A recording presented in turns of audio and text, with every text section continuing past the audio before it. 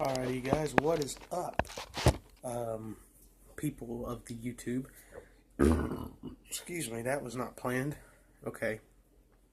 So, I made a video like 2 or 3 weeks ago, making lures for famous YouTubers. This is the part 2 of it. Now, I don't know why I just kind of forgot to make a second part, but I have actually been working on them. I've painted them, I've put eyelets on them. Have not got hooks yet. I'm actually going this Saturday and going to buy some hooks. Hopefully I can buy some mustad hooks or maybe some trocars. I don't know. They're very weird about their hook selection at the Walmart that I have here.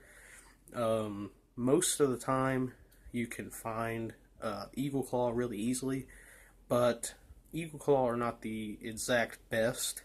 I would much rather, because I'm going to be sending these to people that catch big bass, I want these to be good hooks on them, and I'll find some mustad like KVD hooks.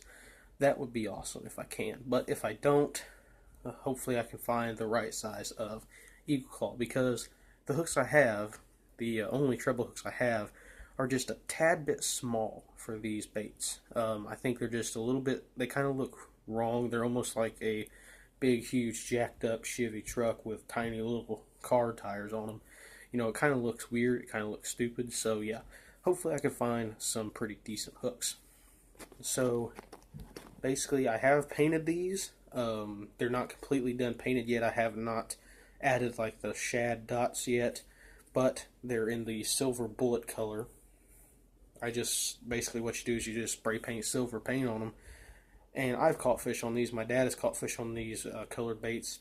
He actually made one like this one here, and he caught a couple pretty nice ones. And I've actually caught 2 fish on a silver bait, and it was actually a little silver popper that I made, and plus the black and white popper I made.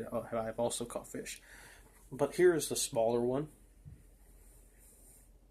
Now, you might be wondering why I left this end a little bit flatter and bigger than this end. Basically, I wanted it to have a little bit bigger presence in the water. And this one here will be the line tie, and these two here will be the hooks. I kind of set this eyelet a little bit further back just to increase the hookup ratio. Like if you have some short strikers, and they want to come up and hit this, like this part right here, they'll get the hooks easy. But that one there is like 3-inch. I don't remember the size exactly on these, but I know that one there's around 3 inches. This one here is like a 4.5-inch size. Yeah. You got your line tie here, hook, hook. And then this one here is actually one that I don't know about yet. I know I'm going to send it to somebody, but I don't know who. And this is a really cool bait, and I'm going to actually try this bait out tomorrow over in the pond. Hopefully it won't be frozen. The low tonight's like 20 something. Hopefully the pond won't be frozen. It shouldn't freeze over completely, but I just want to have at least enough water to see if it runs right. And this is actually a hybrid. This is a bait that I actually made a while back, and it works really good. If it works the same way that the original, the prototype works, the prototype worked really well. I didn't catch any fish on it, but the prototype ran really well. The original actually had a metal bill instead of a plastic bill like this one does. And this one here is basically a copy of the original. And the original, like I said, had a metal bill. And this one here is basically just a more refined, I guess you want to say, maybe more better built bait. It's got some better eyelets, got a better bill. The bill on the other one was kind of sideways a little bit, but it still ran really good. And this one here is a straight, normal little square bill. It's basically like a hybrid between a jerkbait, like a floating jerkbait, and a square bill crankbait. So hopefully it'll work right. If it does, I will possibly send it to either Tactical Bassin or somebody else. I've actually been thinking, I've been kind of throwing around the idea of making it sort of a monthly thing, at least in these next few months, because it's going to be really cold and deer season is going to end in January, and we're like a quarter of the way through December already. And sadly, I have not gotten a deer yet, but hopefully we will soon. By the time you're watching this, I'm most likely deer hunting. But anyway, hopefully I will get a deer. But basically, you know, that time period from January, February, March, around here, it's usually really cold, and it's kind of hard to do anything because there's no deer season, there's no really any seasons at all, and then, you know, you can't fish because it's too cold. So I can make a lot of lures. That's actually how I started making lures, because I was just bored and I started making some lures.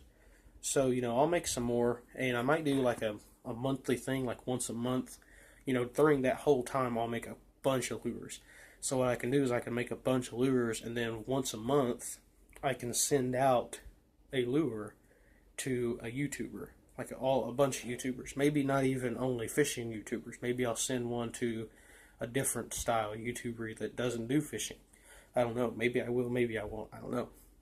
But I've already got 3 in mind. One is Tactical Bassin, 2 is Lake Fork Guy, and 3 is Kendall Gray. Those 3 are 3 that I do have, and I'm going to make baits for those. I've already sent one, like I said in the original of this video, the first one, to Andrew Flair, and you know, so hopefully you guys like the idea of maybe doing a once a month lure, you know, sending a lure out to somebody. These lures, I'm actually, like I said earlier, I'm going to get hooks for them, and hopefully going to send them out next week, possibly, out to Tactical Bassin, and I might send one of them to Lake Fork Guy. I don't know which one. I don't know if I'll send the small top water, the hybrid, or this one here. I may even make a completely different bait for him. And another little idea that I'm going to do is I'm actually making a huge topwater lure. I don't know who I'm going to send that to. I don't think I'm going to send it to anybody. I think I'm going to use it for myself.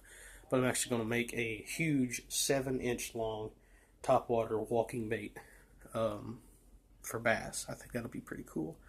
Get some big bites. So yeah, hopefully you guys like this video. If you do, make sure you hit the like button, and if you haven't subscribed, go ahead and subscribe, because I will most likely end up doing this once a month thing, because the more and more I throw it around in my head, the more and more it sounds kind of cool, and as far as I can tell, no one else does it, so I think it'll be pretty cool.